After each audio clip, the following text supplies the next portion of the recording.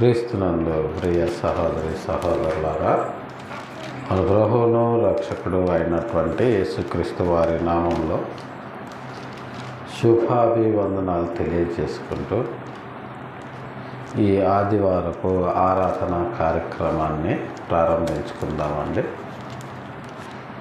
ఈరోజు ఆరాధనలో భాగంగా దేవుడు మనకు అనుగ్రహించినటువంటి వాక్య భాగము ప్రవక్త అయినటువంటి దానియేలు గారు రాసినటువంటి గ్రంథము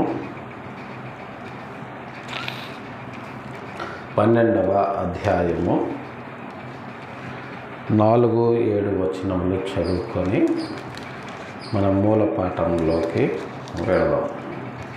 ముందుగా దానియేలు గ్రంథము 12వ అధ్యాయము 4-7 వచనములు చదువుకొని తరువాత మన మూల పాఠమైనటువంటి 2వ కొరింథీయులకు అపోస్తలుడైన పౌలు గారు 2వ కొరింథీ సంఘానికి రాసినటువంటి పత్రిక 13వ అధ్యాయము 3-10 వచనాలు ధ్యానిద్దాం. దానియేలు గ్రంథము 12వ అధ్యాయము 4-7 వచనము. దానియేలు,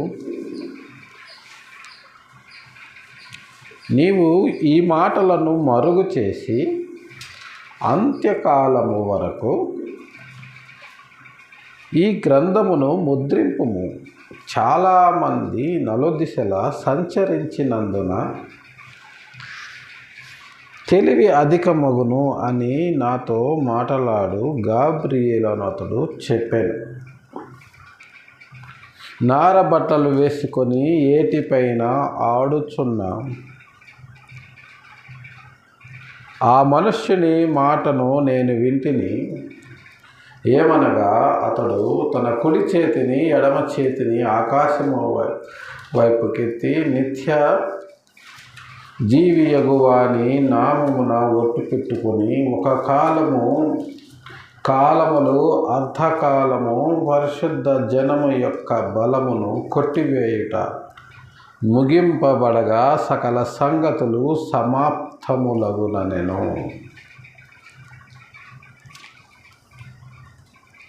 దీని యొక్క నెరవేర్పు అపోస్తలుడైనటువంటి పౌలు గారు రాసినటువంటి 2వ కొరింథీయులకు రాసినటువంటి పత్రిక 13వ అధ్యాయము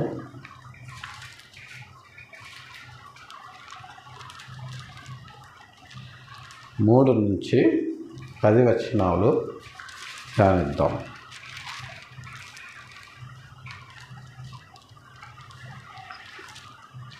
క్రీస్తు నాయందు పలుకుచున్నాడని రుజువు కోరుచున్నారా? ఆయన మీ ఎడల బలహీనుడు కాడు కానీ మీ యందు శక్తివంతుడై ఉన్నాడు. బలహీనతను బట్టి ఆయన సిలువ వేయబడిన కానీ దేవుని శక్తిని బట్టి జీవించుచున్నాడు. మేమును ఆయన యందుండి బలహీనులమై ఉన్నాము కానీ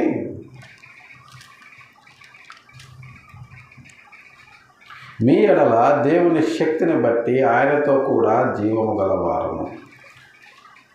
మీరు విశ్వాసము గలవారై ఉన్నారో లేదో మిమ్మల్ని మీరే శోధించుకొని చూచుకొనుడి. మీరు భ్రష్టులు కాని ఎడల యేసుక్రీస్తు మీలో ఉన్నాడని మిమ్మల్ని గూర్చి మీరే ఎరుగరా? మేము భ్రష్టులము కామని మీరు తెలుసుకొందురని నిరీక్షించుచున్నాము. మీరు ఏ దుష్కార్యమైనను చేయకుండా వలెనని దేవుని ప్రార్థించుచున్నాము.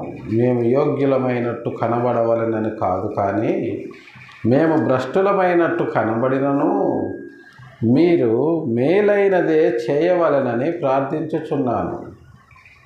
మేము సత్యమునకు విరోధముగా ఏమీ చేయనేరము కానీ సత్యము నిమిత్తమే సమస్తము చేయుచున్నాము. మేము బలహీనులమైనను మీరు బలవంతులై ఉండిన ఎడల సంతోషించెదము. దీని నిమిత్తమే అనగా మీరు సంపూర్ణులు కావాలననియే ప్రార్థించుచున్నాము. కాబట్టి నేను మీ వద్దకు వచ్చినప్పుడు పడద్రోయుటకు కాక మిమ్మల్ని కట్టుటకే ప్రభువు నాకు అనుగ్రహించిన అధికారము చొప్పున కాఠిన్యము కనపరచకుండానట్లు దూరముగా ఉండగానే ఈ సంగతులు వ్రాయుచున్నాను. చిన్న ప్రార్థన చేసుకుందామండి. ప్రేమ కలిగిన మా తండ్రి, పరిశుద్ధమైన మా ప్రభువా, గడిచిన పరిశుద్ధ దినం నుంచి నేటి పరిశుద్ధ దినం వరకు మా పనిబాటల్లో ప్రయాణాల్లో మాకు తోడు నీడగా నేటి పరిశుద్ధ దినమున చిన్న మందుగా మీ పాద సన్నిధికి చేర్చి మిమ్మల్ని స్తుతించి ఆరాధించి ఘనపరిచి నిగూఢమైన మీ పరలోక రాజ్య మర్మాలను మేము ధ్యానించడానికి మీరు మాకు అనుగ్రహించినటువంటి సమయాన్ని బట్టి మీ పాదాలకు వందనాలు చెల్లించుకుంటున్నాము. ఉదయకాల సమయంలో నా ప్రభువా, మీ వాక్యమును చదువుకొనుచుండగా ధ్యానించినట్టుగా మాకు సహాయం చేయండి. మీ ఆత్మను మాకు అనుగ్రహించి మమ్మల్ని ముందుకు నడిపించమని మీ ప్రియకుమారుడు మా రక్షకుడు అయిన యేసయ్య దివ్యనామములో బ్రతిమలాడి ప్రార్థించి అడిగి వేడుకొనుచున్నాము తండ్రి. ఆమేన్. క్రీస్తునందు ప్రియ సహోదరి సహోదరులారా,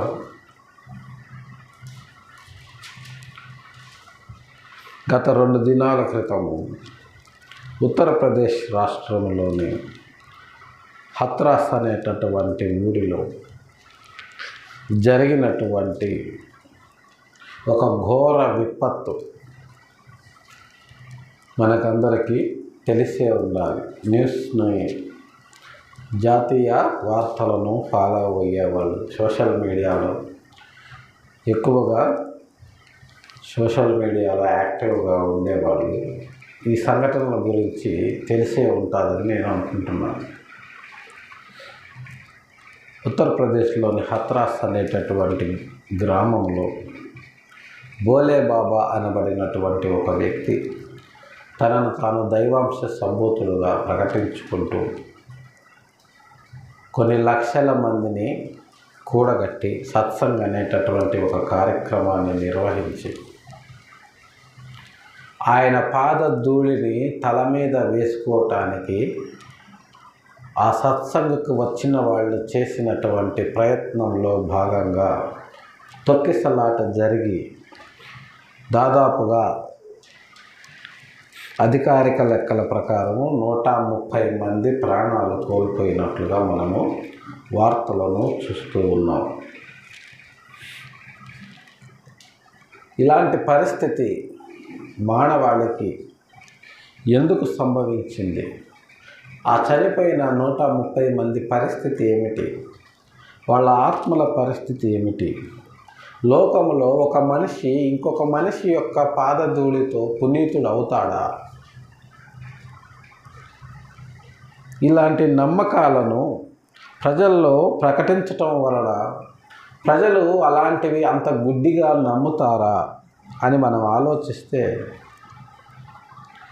నమ్ముతారనే ఇలాంటి సంఘటనలను బట్టి మనకు అర్థమవుతుంది ప్రియులారా.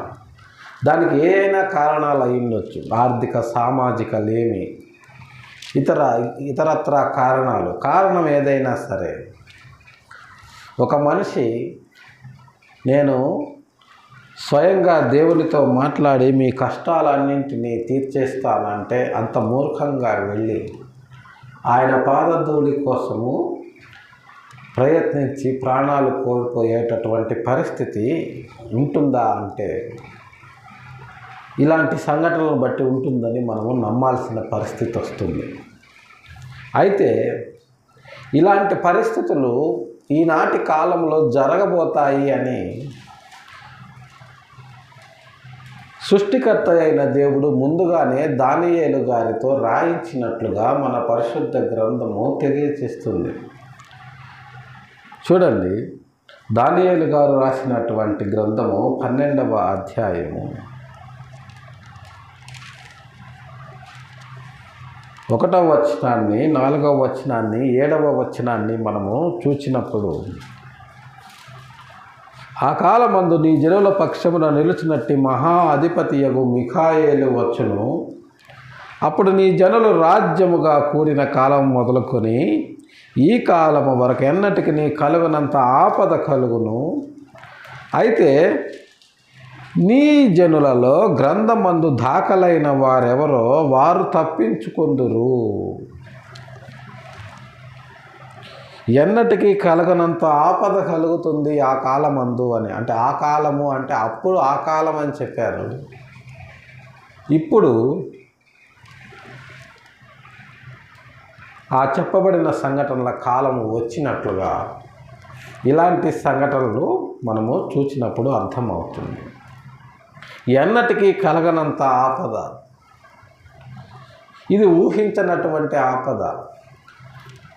ఎంత దారుణం అంటే ఒక మనిషి పాదధూళి కోసము 130 మంది ప్రాణాలు కోల్పోవటం ఏంటి విచిత్రంగా. పరిశుద్ధ గ్రంథం ఏం తెలియజేస్తుంది? ఈ లోకంలో ఏ మనిషి ఇంకొక మనిషి కంటే గొప్పవాడు కాదు. ఏ మనిషి కూడా ఇంకొక మనిషి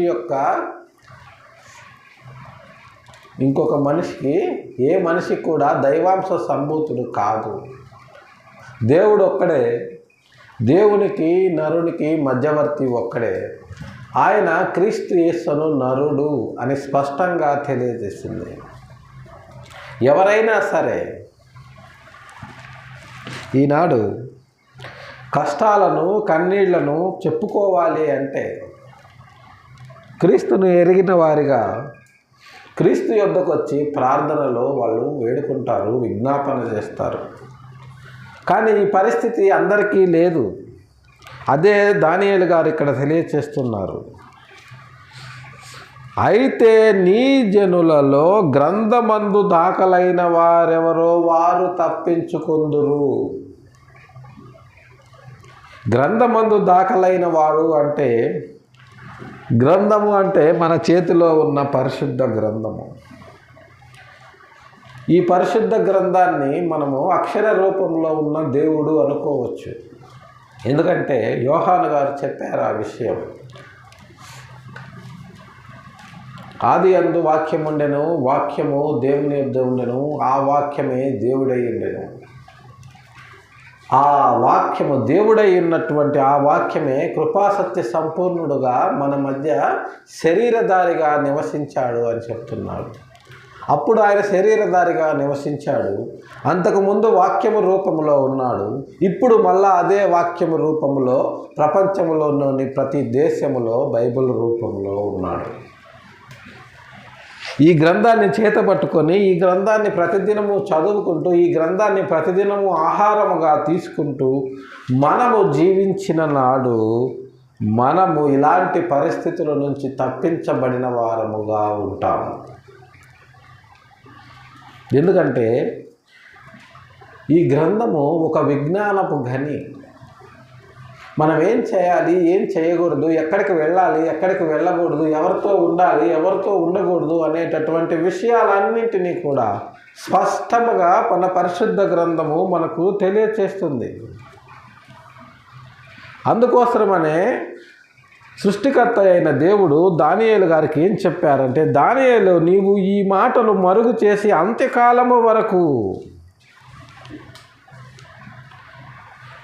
ఈ గ్రంథమును ముద్రింపుము, అంత్యకాలము వరకు దీనిని చాలా జాగ్రత్తగా కాపాడు దానియేలు గారు అని చెప్తున్నాడు. దానియేలు నువ్వు అంత్యకాలం వరకు ఈ గ్రంథాన్ని కాపాడాలి అని దానియేలు గారికి సృష్టికర్త అయిన దేవుడు చెప్తున్నాడు. ప్రియులారా, దేవుడు చెప్పిన విధముగా దానియేలు గారు అంత్యకాలము వరకు ఈ గ్రంథాన్ని కాపాడారు. ఈ ప్రవచనాల నెరవేర్పును అపోస్తలుడైనటువంటి పౌలు గారు మనకు వివరించారు. చూడండి, పౌలు గారు కొరింథీ సంఘానికి రాసినటువంటి 2వ పత్రిక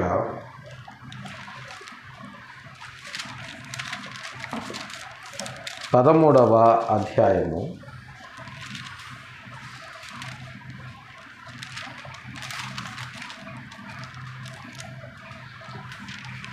3 నుంచి 10 వచనాలు మనము గమనించినట్లయితే,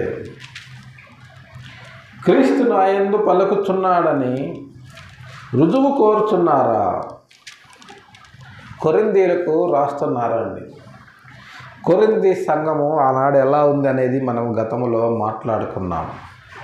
అది ఒక పెద్ద వ్యాపార కూడలి, షీషోర్ అని, అక్కడ విపరీతమైన వ్యాపారం జరుగుతుందని, వ్యాపారం ఎక్కడైతే ఎక్కువగా జరుగుతుందో, ఎక్కడైతే మనీ ట్రాన్సాక్షన్ అనేది ఎక్కువగా ఉంటుందో అక్కడ సాతానుకి గొప్ప అవకాశము వస్తుంది ప్రియులారా. ఎందుకంటే డబ్బు అనేది సాతాను ముద్ర అని మనము గతంలో మాట్లాడుకున్నాము. ఆ డబ్బు యొక్క వినియోగము ఎక్కడైతే ఎక్కువగా ఉంటుందో అక్కడ అనేక రకాలైనటువంటి దైవ వ్యతిరేక కార్యకలాపాలకి బీజము పడ్డట్లేదు. అందుకోసమని ఆ కొరింథీయులకు పౌలు గారు 2 పత్రికలను రాశారు. 2 పత్రికలను ఆయన చాలా కఠినంగా వాళ్ళకి రాసినట్లుగా, అలాగనే చాలా లోతైన విషయాలను ఈ 2 పత్రికలలో రాసినట్లుగా మనము చూస్తూ ఉన్నాము. ఎందుకంటే ఆ కొరింథీ పట్టణం అనేది ఒక రేవు పట్టణము. అక్కడ అనేక రకాల జాతుల వాళ్ళు వస్తుంటారు, వెళుతుంటారు. కాబట్టి చాలా ముఖ్యమైనటువంటి విషయాలు, జ్ఞానయుక్తమైన సంపూర్ణత కలిగించే విషయాలను పౌలు గారు, గంభీరమైన విషయాలను కొరింథీ పత్రికలో రాసినట్లుగా మనము చూస్తూ ఉన్నాము. చూడండి, క్రీస్తు నాయందు పలుకుతున్నాడని మీరు రుజువు కోరుతున్నారా? ఆయనను మీ ఎడల నేను బలహీనుడు కాను, కానీ మీ యందు శక్తివంతుడనై ఉన్నాడు. ఆయన క్రీస్తు నాయందు పలుకుతున్నాడు. క్రీస్తు నాయందు పలికితేనే నేను ఈ మాటలన్నీ మీకు ప్రకటించగలను, ఈ మాటలన్నీ నేను రాయగలను. ఏ బోధకుని ఎందైతే క్రీస్తు పలుకుతాడో ఆ బోధకుని మాటలు జీవపు ఊట వలె ఉంటాయి. అది రుచికరమైన ఆహారముగా ఉంటుంది. అది ఆత్మకు శక్తినిచ్చేదిలా ఉంటుంది, ఆత్మను రక్షించేదిలా ఉంటుంది, ఆత్మకు నిత్య జీవాన్ని కలిగించేదిలా ఉంటుంది. కానీ ఈ రకమైనటువంటి మాటలు ఈనాటి బోధనలో ఉన్నట్లుగా మనము గమనించటం లేదని మనకు తెలుసు.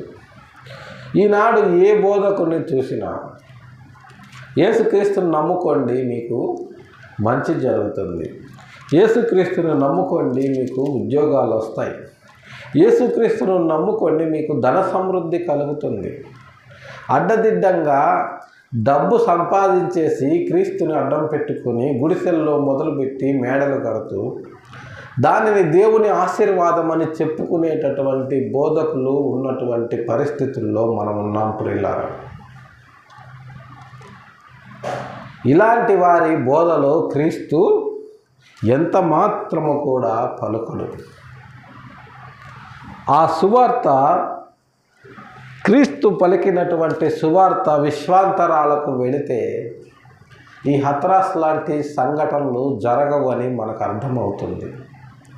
ఈ భూమి మీద ఏ మనిషి కూడా దేవుడితో నేరుగా మాట్లాడలేడు అన్న విషయాన్ని ఆ చనిపోయిన 130 మందికి తెలిస్తే ఆ పరిస్థితి వచ్చేదా? రాదు.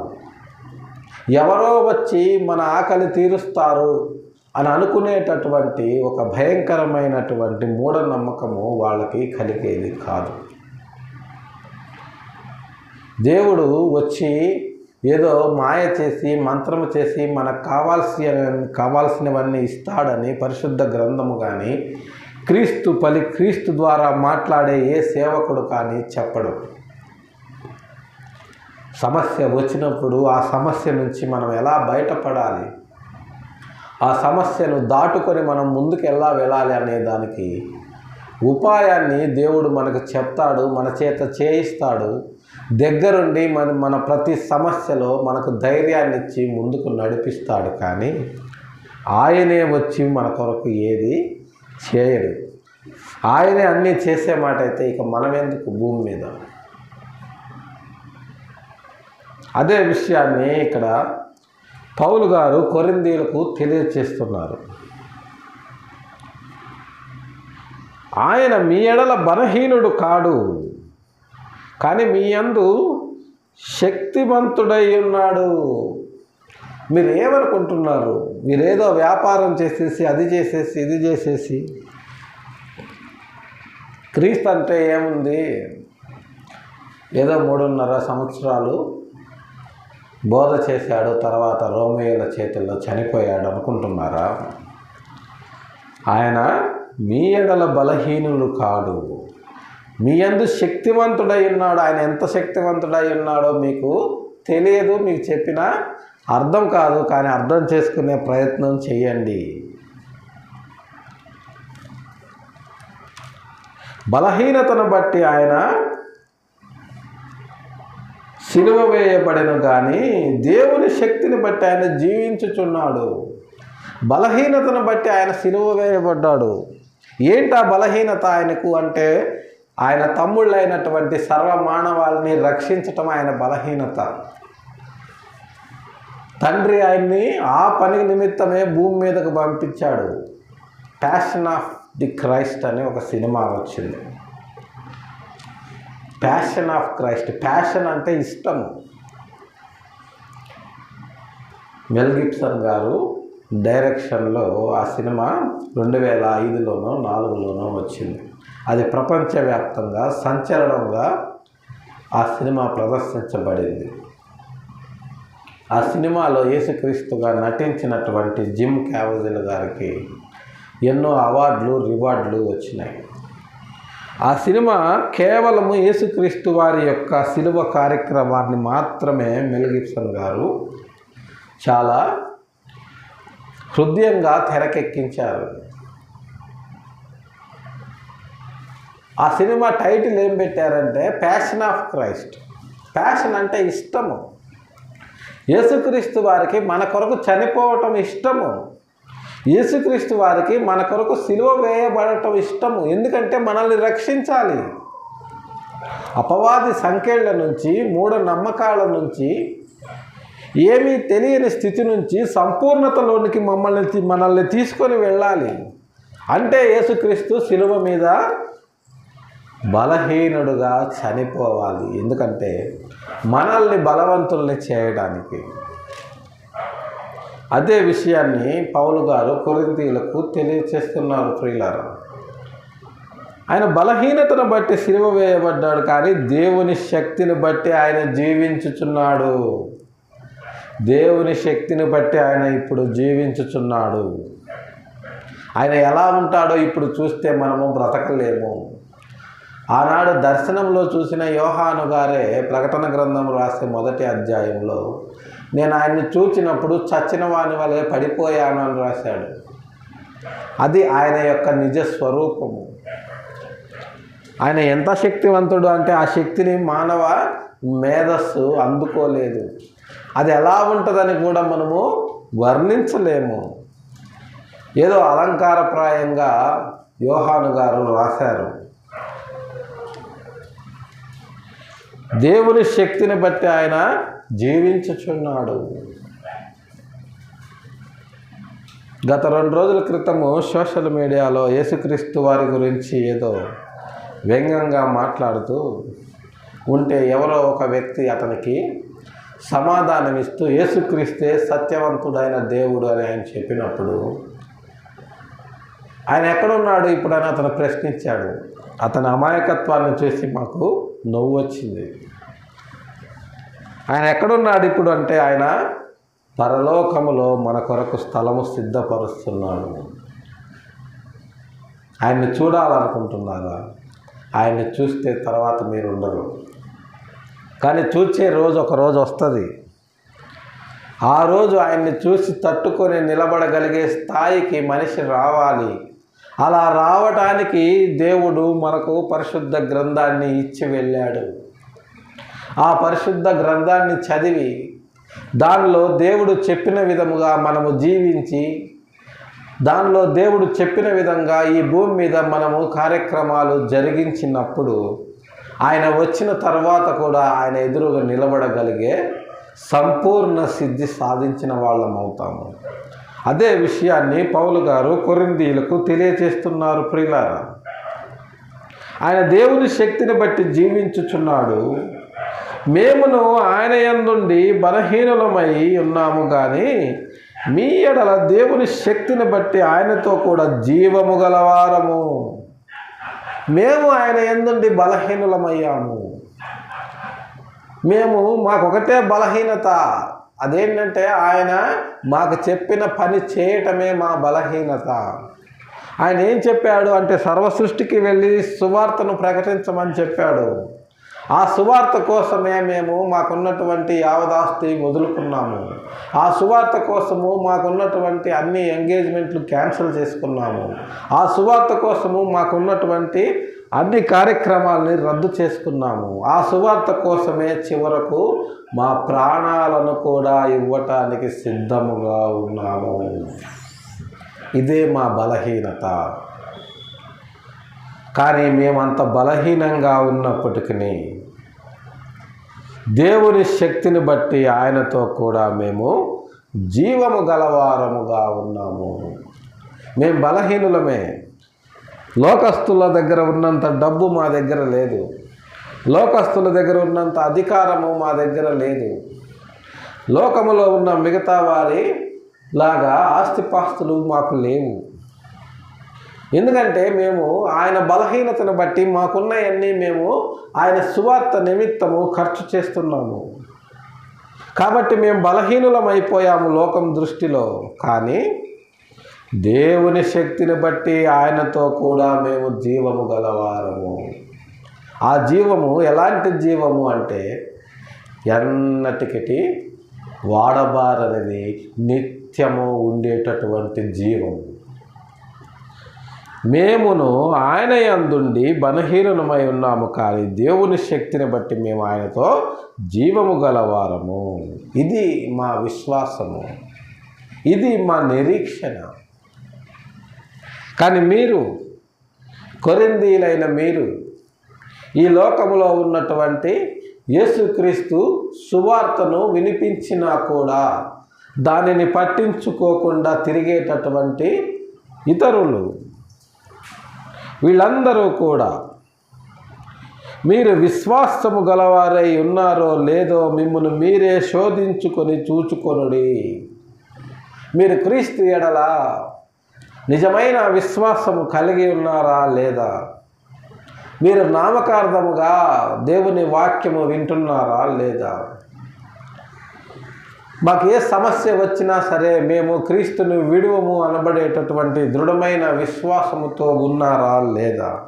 ఒకవేళ మన ప్రాణం పోయే పరిస్థితి వస్తే క్రీస్తు కొరకు సంతోషంగా అర్పించే పరిస్థితిలో ఉన్నారా లేదా? మిమ్మల్ని మీరే పరీక్షించుకోండి. ఎవరి విశ్వాసము ఎంత అనేది మనం ఎవరము కూడా చెప్పలేము ప్రియులారా. నా విశ్వాసం ఎంత అనేది అది నాకు, దేవునికి మాత్రమే తెలుసు. అలాగనే ప్రతి వ్యక్తి యొక్క విశ్వాసము ఎంత అనేది అది అతనికి పూర్తిగా దేవునికి సంబంధించింది. విశ్వాసం అనేది పూర్తిగా వ్యక్తిగతమైనది. అది దేవుని దృష్టికి మాత్రమే కనబడుతుంది. ఈనాడు హత్రాస్ సంఘటనలో అందరూ కూడా ఆయన్ని విశ్వసించి, ఆ బోలే బాబాని విశ్వసించి ఆయన మా కష్టాలన్నీ తీరుస్తాడనే గుడ్డి నమ్మకంతో అక్కడికి వెళ్ళి తుదకు వాళ్ళ ప్రాణాలను కోల్పోయి నరకానికి ఈడ్చబడ్డారు సాతాను ద్వారా. సత్యమును ఎరగకుండా, సత్య దేవుడిని తెలుసుకోకుండా అర్ధాంతరంగా ఒక మనిషి చనిపోతే ఆ ఆత్మ పరిస్థితి ఏంటి? ఆ ఆత్మ పౌలు గారు చెప్పిన విధముగా దేవుని శక్తిని బట్టి నిత్య జీవానికి వెళుతుందా? వెళ్ళదు. ఎట్టి పరిస్థితుల్లోనూ వెళ్ళదు. మరి అది ఎక్కడికి వెళ్తుంది? నిత్య నరకానికి వెళుతుంది. ఈనాడు ఏమీ తెలియనటువంటి అమాయకులు ఎవరో ఒక వ్యక్తిని నమ్మి అతని దగ్గరికి వెళ్ళి ఎందుకు చనిపోతున్నామో కూడా అర్థం కాని పరిస్థితుల్లో వారి ప్రాణాలను కోల్పోయి ఈనాడు నరకానికి జారిపోయిన వారుగా ఉన్నారు. ఈ పరిస్థితిని ఎరిగినటువంటి క్రైస్తవులు వారిని బట్టి ఎంతలా చింతిస్తాడు, వారిని బట్టి ఎంతలా, వారి ఆత్మలను బట్టి ఎంతలా దుఃఖిస్తాడో దీన్ని బట్టి మనకు అర్థమవుతుంది ప్రియులారా. ఒక ఆత్మను రక్షించగలిగినటువంటి శక్తి కలిగిన వాక్యమును కలిగిన వారముగా అర్ధాంతరంగా వారి జీవితాలు కోల్పోయినటువంటి, అర్ధాంతరంగా ప్రాణాలు కోల్పోయిన ఆ 130 మందిని బట్టి ఒక సేవకునిగా, ఒక సత్యవాక్య ప్రచారకునిగా ఎంతలా మనకు బాధ వేస్తుందో దీన్ని బట్టి మనకు అర్థమవుతుంది. ప్రజల యొక్క మూఢనమ్మకాన్ని, ప్రజల యొక్క అమాయకత్వాన్ని సాతాను తన అనుచరుల ద్వారా ఎంత సులువుగా మనుషులను మరణానికి అప్పగించి తద్వారా నరకానికి ఈడ్చుకెళ్తుందో ఇలాంటి సంఘటనలను బట్టి మనకు అర్థమవుతుంది ప్రియులారా. దేవుణ్ణి ఎరగకుండా, మన ప్రమేయం లేకుండా మనకు చావు అనేది సంభవిస్తే ఆ ఆత్మ పరిస్థితి ఎంత భయంకరంగా ఉంటుందో ఈ హత్రాస్ లాంటి సంఘటనలు విన్నప్పుడు మనకు నిజముగా అర్థమవుతుంది. కాబట్టి మీరు విశ్వాసము గలవారై ఉన్నారో లేదో మిమ్మల్ని మీరే శోధించుకొని చూచుకొనుడి. మన విశ్వాసము ఎంత దృఢంగా ఉందో మనల్ని మనమే పరీక్షించుకోవాలి. ప్రతి నిత్యము మన విశ్వాసాన్ని మనము దేవుని ఎదుట ప్రకటించుకోవాలి. ప్రతి నిత్యము మన ప్రార్థనల ద్వారా మన విశ్వాసాన్ని దేవుని ఎదుట మనము బలపరుచుకోవాలి. అదే విషయాన్ని పౌలు గారు కొరింథీయులకు చెప్తున్నారు ప్రియులారా. నువ్వు విశ్వాసివా కాదా అని నిర్ణయించే హక్కు, అధికారము ఈ లోకంలో ఉండే ఏ బోధకుడికి లేదు. విశ్వాసం అనేది పూర్తిగా వ్యక్తిగతమైనది. అతను విశ్వాస కాదా అనేటటువంటి విషయాన్ని అతని విషయంలో తేల్చవలసింది సాక్షాత్తు యేసుక్రీస్తు వారే తప్ప మూడో వ్యక్తి ఎన్నటికీ కాదు. కాబట్టి మన విశ్వాసాన్ని మనము జాగ్రత్తగా ఆయన వచ్చే వరకు లేదా మనము చచ్చే వరకు కాపాడుకోవలసిన బాధ్యత మన మీద ఉంది ప్రియులారా. మీరు భ్రష్టులు కాని ఎడల యేసుక్రీస్తు మీలో ఉన్నాడని మిమ్మును గూర్చి మీరే ఎరుగరా.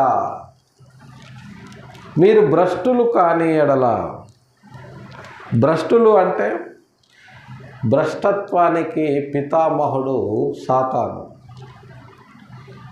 ఎప్పుడైతే యేసుక్రీస్తు ఎవరి హృదయాల్లో అయితే ఉండడో అతని హృదయము భ్రష్టత్వానికి గురవుతుంది. భ్రష్టత్వము అంటే ఇక దాని గురించి వివరించాల్సిన అవసరం లేదు, కానీ సత్య వ్యతిరేకమైనది, సమాధానానికి వ్యతిరేకమైనది, ఇక ఉండకూడని అవలక్షణాలన్నీ కూడా కలిగి ఉన్న దానిని భ్రష్టత్వము అంటారు. అదే విషయాన్ని పౌలు గారు కూడా చెప్పారు. నేను మీ అందరికీ ప్రకటించి చివరకు నేను భ్రష్టుడిని అయిపోతానేమో, అందుకోసమనే ప్రతి దినము నా శరీరాన్ని నేను దేవుని ఎదుట నలుగగొట్టుకుంటున్నాను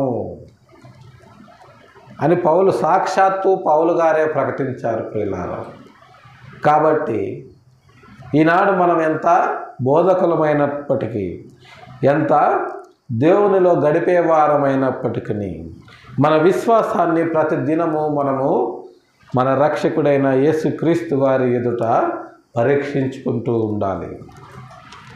భ్రష్టత్వము మన దరి చేరకుండా మనం ఎన్నటికీ మన విశ్వాసాన్ని కాపాడుకుంటూ ఉండాలి. మీరు ఏ దుష్కార్యమైనను చేయకుండా ఉండవలెనని దేవుని ప్రార్థించుచున్నాము. ఏ దుష్కార్యము కూడా మనము చేయకూడదు. దుష్కార్యము అంటే ఏదో నేరాలు, ఘోరాలు లాంటివి కాదు, కానీ సత్యవాక్యమును సరిగా విభజించకుండా, ఉన్నది ఉన్నట్లుగా బోధించకుండా, దాన్ని వక్రీకరించి మన అవసరాలకు తగినట్లుగా మనకు ఆర్థిక పరిపుష్టి కలిగేలా బోధిస్తూ అనేకులను సైకలాజికల్గా మనకు లాభదాయకంగా మార్చుకునేలా వాక్యమును వక్రీకరించి బోధించటమే ఇక్కడ దుష్కార్యము. ఇది క్రీస్తును ఎరిగిన క్రైస్తవులని చెప్పుకుంటున్న వారిలో మనము వారిని గురించి ఇక్కడ మనం మాట్లాడుకుంటున్నాం. అన్యుల గురించి కాదు, కానీ క్రీస్తును ఎరిగిన వారి గురించి మనము మాట్లాడుకుంటున్నాము. అయితే ఇక్కడ దుష్కార్యమును గూర్చినటువంటి వివరణను మనము క్రైస్తవ విశ్వాస పరిధిలోనే మాట్లాడుకుంటున్నాము. ఇక అనేకమైనటువంటి దుష్కార్యములు బయట ఉన్నాయి. వాటి గురించి ప్రత్యేకంగా మనము మాట్లాడుకోవలసిన అవసరం లేదు. మేము యోగ్యులమైనట్టు కనబడవాలని కాదు, కానీ మేము భ్రష్టులమైనట్టు కనబడినను మీరు మేలైనదే చేయవలెనని ప్రార్థించుచున్నాము. మేమేదో ఇవన్నీ చెప్తున్నాము కాబట్టి మీకంటే మేము యోగ్యులమని మీరు అనుకోవద్దు. భ్రష్టత్వమును గూర్చినటువంటి భయము ప్రతి ఒక్కరికి ఉంటుంది. ఒకవేళ మేము భ్రష్టులమైనా సరే మీరు మాత్రము దాని జోలి పోకుండా మీరు మేలైనదే చేయాలని ప్రతినిత్యము మేము మీ కొరకు ప్రార్థిస్తాము. మమ్మల్ని మేము కాపాడుకుంటూ ఉంటాము. అలాగనే మా ప్రార్థనల ద్వారా మిమ్మల్ని కాపాడే ప్రయత్నం మేము ప్రతినిత్యము చేస్తాము. మేము సత్యమునకు విరోధముగా ఏమీ చేయనేరము, కానీ సత్యము నిమిత్తమే సమస్తము చేయుచున్నాము. సత్యమునకు విరోధముగా ఏమీ చేయము. సత్యం అంటే యేసుక్రీస్తు వారు. సత్యం అంటే వాక్యము. ఈ వాక్యమే సత్యము అని యోహాను గారు తెలియజేశారు. ఆ వాక్యమే యేసుక్రీస్తు వారు. వాక్యానికి విరోధముగా మేమేమీ చేయము. వాక్యాన్ని విరోధముగా మేము ప్రకటించము. కానీ సత్యము నిమిత్తము సమస్తము చేస్తున్నాము. సమస్తము అంటే మాకున్న వాటిని వదిలేసాము. లేని వాటి కొరకు పాకులాడటం లేదు. ఉన్నదాంతో సర్దుకుంటున్నాము. అనేక ప్రాంతాలకు ప్రయాణాలు చేస్తున్నాము. ఒకరోజు తిని, ఒకరోజు తినక, ఒకరోజు నిద్రపోయి, ఇంకొక రోజు నిద్ర లేక అనేక రకాలైనటువంటి ప్రయాస పడుతున్నాము. ఇదంతా కూడా దేనికోసం చేస్తున్నాము అంటే సత్యము నిమిత్తమే చేస్తున్నాము. కానీ సత్యము కోసము ప్రయాసపడుతూ ఇలా సత్యాన్ని ప్రకటించే దైవజనులు ఈనాడు ఉన్నారా అంటే అతి కొద్ది మంది ఉన్నారు ప్రియులారా. కానీ ఈనాడు సత్యమును అడ్డం పెట్టుకొని విలాసవంతమైన జీవితాలు గడిపేటటువంటి వాళ్ళే ఎక్కువగా ఉన్నారు. అంటే వాళ్ళు సత్యానికి విరోధమైన దానిని ప్రకటిస్తూ ఉన్నారు. అన్యులలో బాబాలు ఉన్నట్టే ఈనాడు క్రైస్తవులలో కూడా చాలామంది బాబాలు ఉన్నారు ప్రియులారా. వారి పేర్లు అన్నీ మీకు తెలుసు. ఏదైతే సత్యం ఉందో ఆ సత్యానికి విరోధంగా ప్రకటిస్తూ సత్య విరోధకమైనటువంటి కార్యక్రమాలు వాళ్ళు చేస్తూ వాటిని సోషల్ మీడియాలో ప్రచారం చేసుకుంటూ ఉన్నారు. వారిని బట్టి దేవుని నామము అన్యజనులలో అపహాస్యం అవుతుంది. మేము బలహీనులమై ఉన్నను మీరు బలవంతులై ఉండవలెనని, మీరు బలవంతులై ఉండిన ఎడల మేము సంతోషించుదము. దీన్ని బట్టి అనగా మీరు సంపూర్ణులు కావాలననియే ప్రార్థించుచున్నాము. మేము రకరకాల సమస్యలలో బలహీనులమయ్యాము. రకరకాల ప్రయాణాల ద్వారా ఆర్థికంగా, సామాజికంగా మేము బలహీనమయ్యాము. రకరకాల కార్యక్రమాలతో మా బలము ఉడిగిపోయింది. అయినా సరే మీరు బలవంతులై ఉండవల్లని, మీరు బలవంతులై ఉండిన ఎడల మాకు సంతోషము. మీరు బలంగా ఉండాలి, దేవునిలో దృఢంగా ఉండాలి. మీరు సంపూర్ణులై దేవునిలో సాగిపోవాలని మీ కొరకు మేము ప్రార్థిస్తున్నాము. మేము ఎల్లప్పుడూ కూడా దేవుని వాక్యమును ప్రకటించి ప్రతి వ్యక్తిని చైతన్యపరచాలని, ఏ వ్యక్తి కూడా మూఢనమ్మకాలతో ఉండకూడదని, ఏ వ్యక్తి కూడా ఈజీ మనీ కోసం పాకులాడకూడదని, ఏ వ్యక్తి కూడా మంత్రతంత్రాల ద్వారా తన కోరికలు నెరవేరుతాయనేటటువంటి మూర్ఖమైన భావనతో ఉండకూడదని, ఈ సృష్టిలో యేసుక్రీస్తు వారు తప్ప నిజ దేవుడు ఎవరు, సత్యమైన దేవుడు ఎవరు లేడని, ఆయన తనంతట తాను ఏది చేయడని, ఆయన మన చేతే ఆయన అనుకున్న పనులు, మనకు కావలసిన పనులు చేయిస్తాడని, దానికి కావలసినటువంటి తెలివిని, బలాన్ని, జ్ఞానాన్ని ఆయన అనుగ్రహిస్తాడని మేము సత్య సువార్తను ప్రకటిస్తూ ఉన్నాము. ఈ విధముగా మేము అనేకులను సంపూర్ణులుగా చేయటమే మాకు సంతోషదాయకమైన పని. ఈ సంపూర్ణత కోసము మేము దేవుణ్ణి ఎల్లప్పుడూ ప్రార్థించుచున్నాము. మేము ప్రకటించినటువంటి వాక్యము సంపూర్ణముగా అనేకులు ఆ వాక్యము ద్వారా సంపూర్ణులుగా చేయబడుట కోసమే మేము ప్రతినిత్యము ప్రయాసపడుతున్నాము అని పౌలు గారు ప్రకటిస్తున్నారు. ప్రియులారా, కాబట్టి నేను మీ యొద్దకు వచ్చినప్పుడు పడద్రోయుటకు కాక మిమ్మును కట్టుటకే ప్రభువు నాకు అనుగ్రహించిన అధికారము చొప్పున కాఠిన్యము కనపరచకుండునట్లు దూరముగా ఉండగానే ఈ సంగతులు రాయుచున్నాను. నేను మీ యొద్దకు వచ్చేది మిమ్మల్ని పడద్రోయటానికి కాదు, మీ బలహీనతలను ఎత్తి చూపించటానికి కాదు, కానీ మిమ్మల్ని ప్రభువులో కట్టడానికే వస్తున్నాను అని పౌలు గారు కొరింథీయులకు తెలియజేశారు. ప్రియులారా, ఈనాడు ప్రతి బోధకుడు కూడా అనేక రకాల సమస్యలతో తన వద్దకు వచ్చిన వారిని నువ్వు పాపివా, నువ్వు వ్యభిచారివా, నువ్వు తాగుబోతువా, ఇలాంటి మాటలతో అతని మీద మానసిక దాడి చేసేటటువంటి అనేక మంది బోధకులను మనము చూస్తూ ఉన్నాము. ఒక వ్యక్తికి నేరుగా తీర్పు తీర్చే అధికారము దేవుడు ఏ ఒక్క మానవుడికి ఇవ్వలేదు. అతను పాపి కాదో, పరిశుద్ధుడు, తాగుబోతు, వ్యభిచారు, అతను ఏదైనా సరే అది అతనికి తెలుసు, దేవునికి తెలుసు.